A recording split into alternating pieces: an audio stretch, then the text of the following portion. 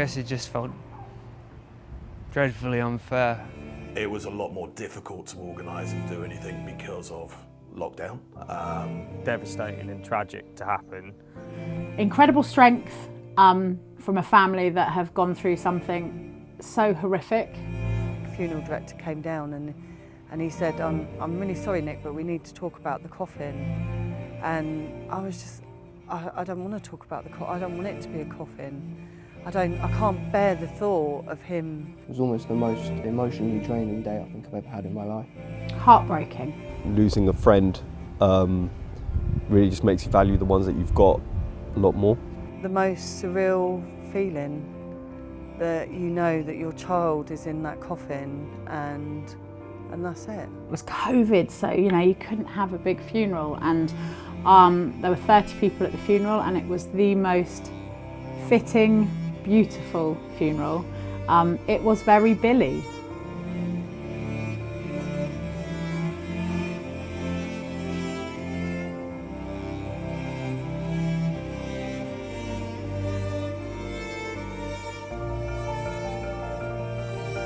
You kind of have a free-falling feeling, but you very quickly snap out of it and everything's still normal. So it's not like the walls are physically crumbled in. It's just like something's happened, but it's all in your mind and in your heart. It's kind of weird. So you can snap in and out of thinking, oh, the world's ended, but actually the sun's still shining. It's sort of a weird thing. At the time, beyond comprehension. Not just mentally, it's the most physical pain I've ever felt. That physical side of grief. I've never seen and heard so much pain in someone without actually being hurt. Obviously you care about your friend, but your immediate thought, what if that was me? What if that was my child? In a way, Billy going almost brought a lot of us closer together. Something that's changed my life. Some ways for the worse, definitely. Some ways maybe for the better. It's given me a bit more strength, maybe. You have to remember it's during lockdown, so it was obviously quite different. You couldn't go out, you couldn't really see anybody. So I kind of stuck my head in my studies and my schoolwork, just because that was the only thing I had. Do you know, one of the hardest things is seeing the people that you love in pain. It doesn't get any better. It blindsides you when you don't expect it. It really knocks the wind, you're just a sudden thought, a memory or what have you. It can absolutely floor you. Obviously, those who are really close to Billy know he's not gone, really.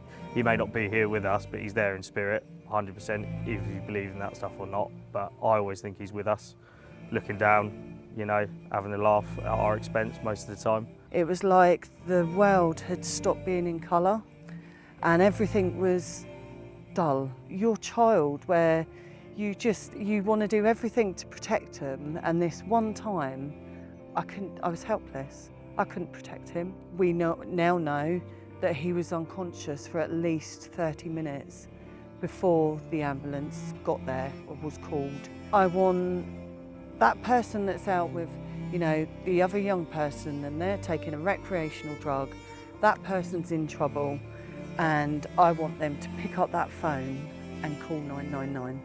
That's what I want, because I can't tell you if that would have made a difference to Billy. Maybe it wouldn't, but it will always be on my mind. It will always be my what if. What if that ambulance had been called straight away?